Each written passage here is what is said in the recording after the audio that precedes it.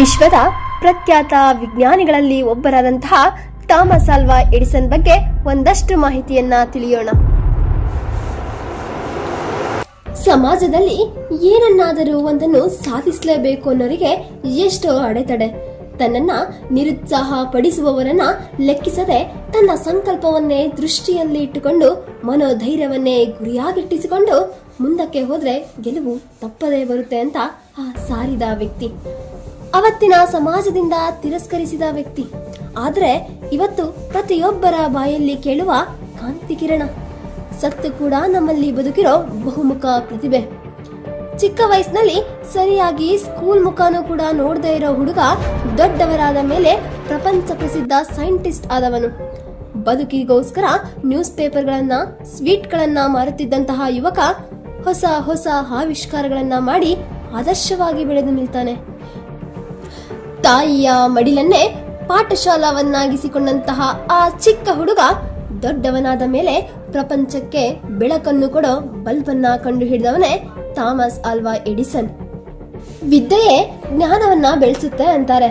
ಆದ್ರೆ ಪ್ರತಿಭೆಗೆ ಜ್ಞಾನಕ್ಕೆ ವಿದ್ಯೆಯ ಜೊತೆ ಯಾವ ಸಂಬಂಧ ಇಲ್ಲ ಎಂದು ನಿರೂಪಿಸಿದ ವ್ಯಕ್ತಿ, ಆ ಅದ್ಭುತ ಶಕ್ತಿ ಥಾಮಸ್ ಆಲ್ವಾ ಎಡಿಸನ್. ನಿರಂತರ ಪರಿಶೋಧನೆಯನ್ನೇ ಶ್ವಾಸವನ್ನಾಗಿ, ಹೊಸ ಆವಿಷ್ಕಾರವನ್ನೇ ಲಕ್ಷ್ಯವಾಗಿ ಪರಿಶೋಧನಾ ರಂಗದ ಪ್ರಪಂಚವನ್ನೇ ದಿಗ್ಭ್ರಮೆಗೊಳಿಸಿದಂತಹ ಅಪರಿಮಿತ ಮೇಧಾವಿ ಥಾಮಸ್ ಆಲ್ವಾ ಎಡಿಸನ್. ಥಾಮಸ್ ಆಲ್ವಾ ಎಡಿಸನ್ ಹೊಸ ಹೊಸ ಆವಿಷ್ಕಾರಕ್ಕೆ ನಾಂದಿ ಹಾಡ್ತಾ ಹೋಗ್ತಾರೆ. ಅವರ ಉದ್ದೇಶ ಒಂದೇ ಆಗಿತ್ತು, ಗೆದ್ದರೆ ಗೆಲುವು ಸಿಗುತ್ತೆ, ಸೋತರೆ ಅನುಭವ ಸಿಗುತ್ತೆ, ಅನುಭವ ಗೆಲುವಿಗಿಂತ ದೊಡ್ಡದು ಎಂಬ ಸಿದ್ಧಾಂತವನ್ನ ನಂಬಿದ್ದ.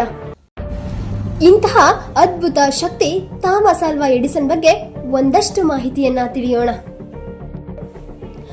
ಗ್ರಾಮ್ಫೋನ್, ವಿದ್ಯುತ್ ದೀಪ, ಕೈನೆಟೋಸ್ಕೋಪ್, ಸಂಚಯನ ವಿದ್ಯುತ್ ಕೋಶ, ಕಬ್ಬಿಣ ಅದುರು ಬೇರ್ಪಡಿಸುವ ಕಾಂತೀಯ ಸಲಕರಣೆ ಮೊದಲಾದ ಅಮೂಲ್ಯ ವಸ್ತುಗಳನ್ನ ಜಗತ್ತಿಗೆ ನೀಡಿದ ಮಹಾವಿಜ್ಞಾನಿ ಥಾಮಸ್ ಆಲ್ವಾ ಎಡಿಸನ್.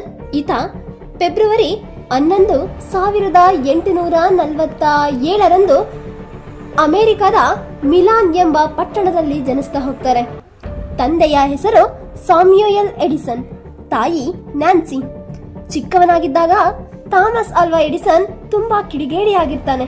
ಅದಕ್ಕಾಗಿನೇ ಎಲ್ಲರ ಹತ್ರ ಚೆನ್ನಾಗೇ ಬಯಸ್ಕೊಳ್ತಾ ಇರ್ತಾನೆ. ಒಮ್ಮೊಮ್ಮೆ ಏಟು ಕೂಡ ಬೀಳ್ತಾ ಇರುತ್ತೆ. ಆದ್ರೆ ಈತನ ಅಂದಿನ ಕಿಡಿಗೇಡಿತನದ ಹಿಂದೆ ಎಷ್ಟೋ ಅದ್ಭುತವಾದ ಪ್ರತಿಭಾಶಕ್ತಿ ರೂಪುಗೊಳ್ತಾ ಇರುತ್ತೆ ಎಂಬುದು ಬಹುಶಃ ಯಾರಿಗೂ ತಿಳಿದಿಲ್ಲ ಅನ್ಸುತ್ತೆ. ಮೊಟ್ಟೆಗಳಿಗೆ ಕಾವು ಕೊಡಲು ಕೋಳಿಯೇ ಆಗ್ಬೇಕೆ, ಮನುಷ್ಯರು ಕೂಡ ಕಾವು ಕೊಡ್ಬೋದಲ್ವಾ ಎಂದು ಭಾವಿಸಿದ ಹುಡುಗ ಮೊಟ್ಟೆಗಳ ಮೇಲೆ ಕುಳಿತು ಕಾವು ಕೊಟ್ಟು ಮರಿಗಳು ಹೊರಬರೋದನ್ನ ಕಾತರದಿಂದ ನೋಡ್ತಾ ಕುಳಿತಿರ್ತಾನಂತೆ.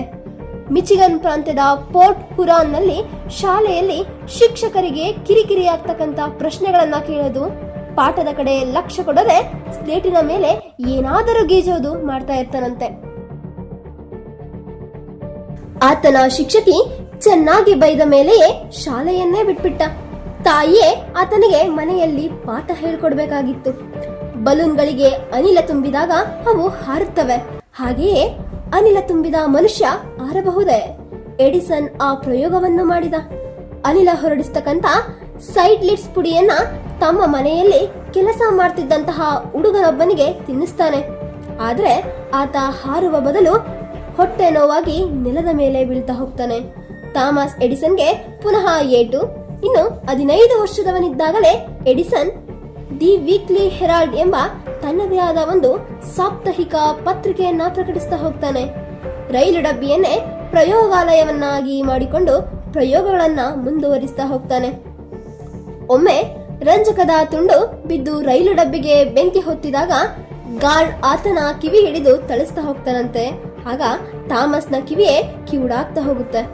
ಆದರೆ ರೈಲು ನಿಲ್ದಾಣದ ಅಧಿಕಾರಿಯೊಬ್ಬನ ಮಗು ಹಳಿಗೆ ಸಿಕ್ಕು ಸಾಯುವ ಸಂದರ್ಭದಲ್ಲಿ ಎಡಿಸನ್ ತನ್ನ ಪ್ರಾಣದ ಪರಿವೇ ಇಲ್ಲದೆ ಆ ಮಗುವನ್ನ ರಕ್ಷಿಸ್ತಾನೆ. ಅದನ್ನ ಮೆಚ್ಚಿದಂತಹ ರೈಲು ನಿಲ್ದಾಣದ ಅಧಿಕಾರಿ ಆತನಿಗೆ ಟೆಲಿಗ್ರಾಫ್ ನಿರ್ವಹಣೆ, ಮೋರ್ಸ್ ಸಂಕೇತ ಕಲಿಸ್ತಾನೆ.